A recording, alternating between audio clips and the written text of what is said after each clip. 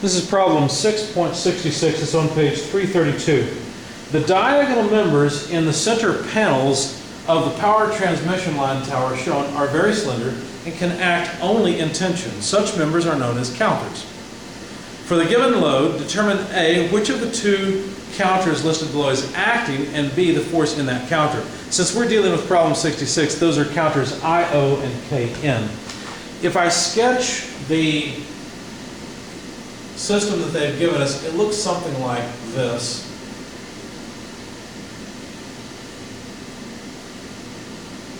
There's another section below.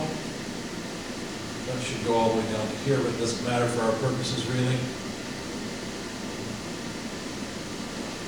And there's power lines mounted that are all apparently being driven by the wind and gravity.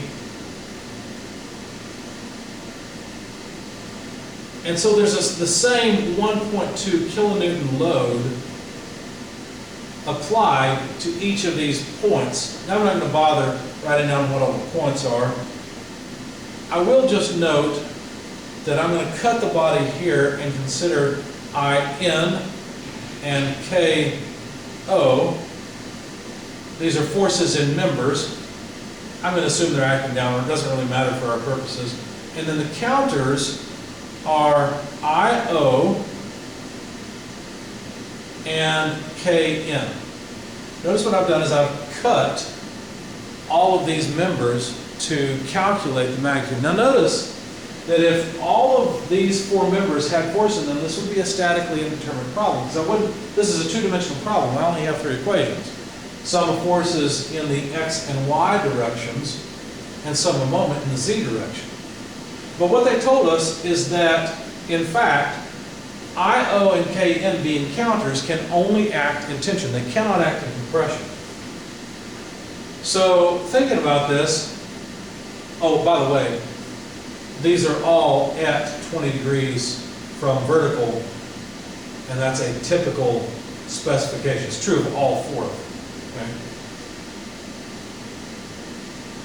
So, if you think about it, you realize that IN and KO cannot provide the horizontal component of force required to keep this structure in static equilibrium.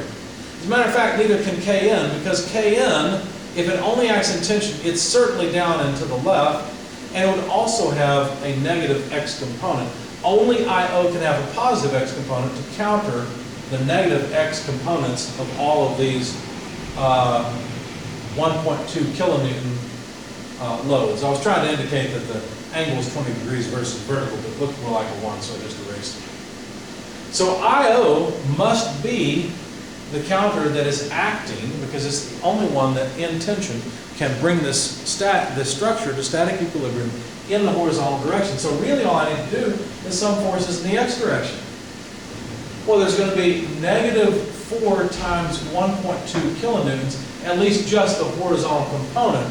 Well, if we've got a 1.2 kilonewton force at 20 degrees, then the horizontal component is the sine side of this triangle, right? Or that's a right triangle, or a facsimile of it. So I need to multiply this by the sine of 20 degrees. And that accounts for the horizontal component of all four 1.2 kilonewton loads. And then IO is the only component, is the only member that can pull the other way, right? That can pull to the right.